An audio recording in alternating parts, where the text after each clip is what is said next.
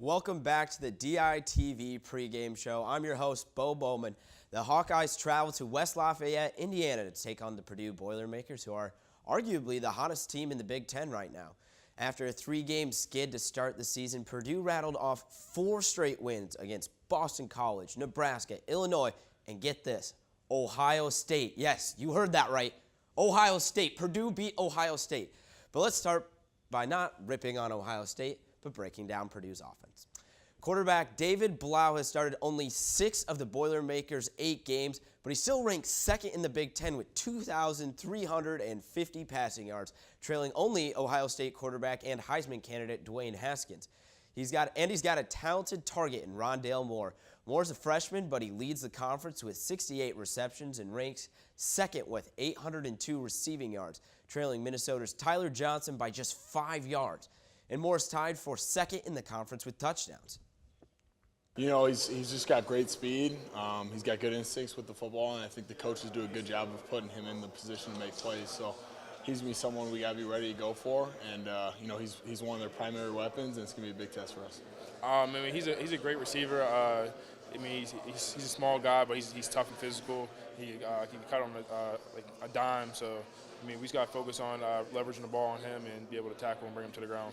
They put him in a lot of different positions to try and get him the ball, and I mean, he just low to the ground. He's fast, quick, and he just makes guys miss. So we have a challenge on our hands. So how does Iowa fare against their dynamic duo? Iowa's had success containing electrifying players this season. Wisconsin's Jonathan Taylor racked up 113 against Iowa, which was his 3rd lowest output of the year, and he struggled to make plays in the second half. And I don't think anyone's going to forget Ohio State's David Montgomery finished with a season-low 44 yards on the ground when he faced Iowa.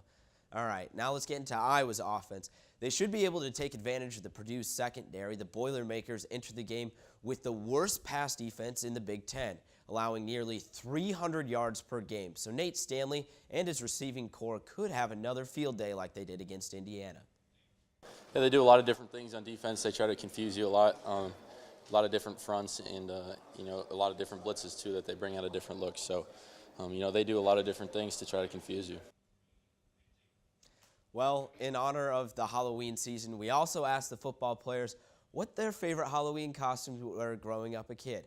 Fair warning here, Nate Stanley's favorite costume may surprise you.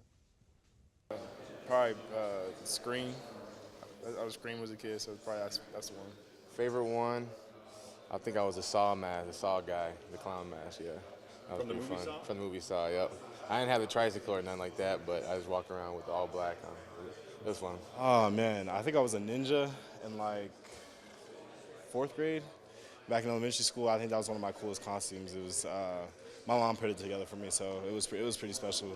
But, yeah, I think that's the only one I can remember right now.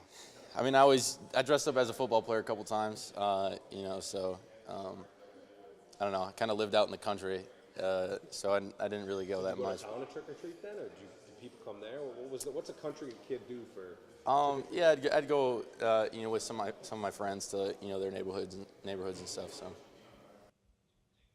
Really, Nate? That's all you got? Come on, man. Nowhere near as cool as my sick alligator costume. Let's take a look.